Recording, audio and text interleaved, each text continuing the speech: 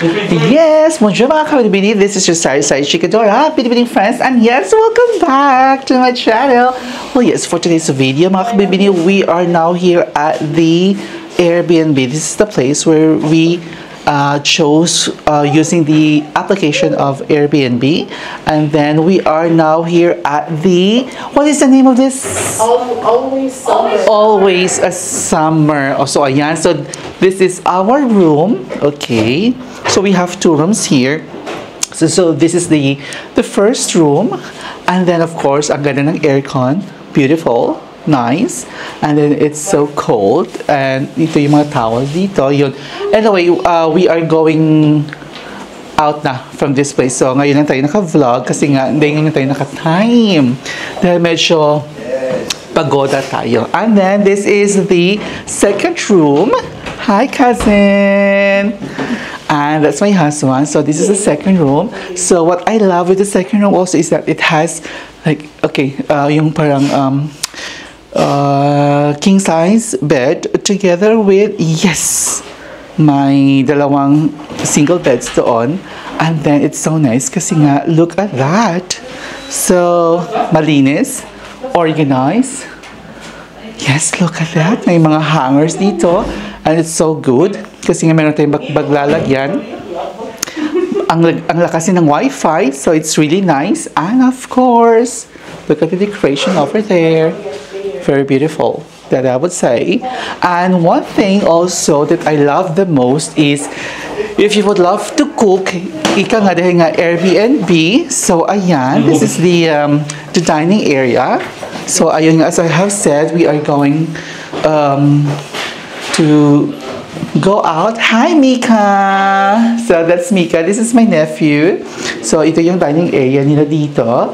And then I love the place because look at that. Diba? So yun nga, pauwi na nga. So, may mga gamit kami dito na ano lang.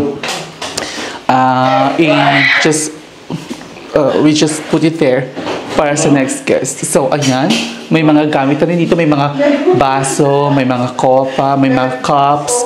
So, as you can see, may mga drawers dito. Libre na lahat. So, may mga spoon and forks. Lahat, utensils and everything. So, it was my, my chopping board pa. So, it's so nice. As in, really, cozy siya. Tapos, simple but very comfortable. You know, very important. And look at that. This is the living room. Hi, family. So, ayan.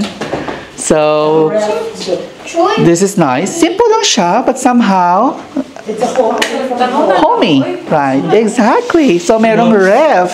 Ang ganda ng ref. In fairness, ano siya eh, bago, no?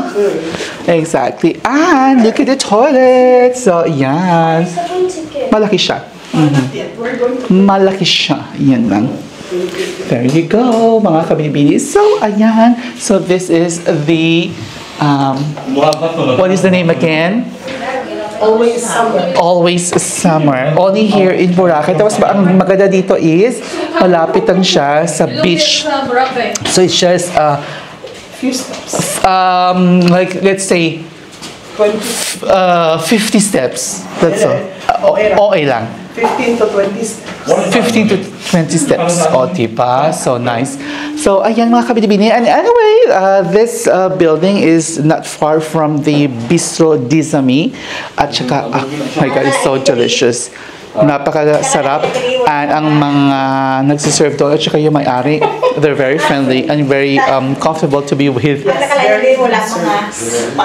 Mula na ganyan. Yes. Anyway, ayan mga kabibini. So, this is the place. I do hope that you have an idea. So, ayan mga kabibini.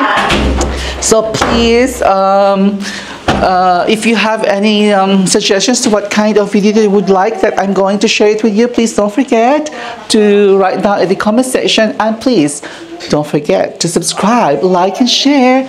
Binibining friends. Ciao! Love you, Ibel. Only here in Boracay, Philippines.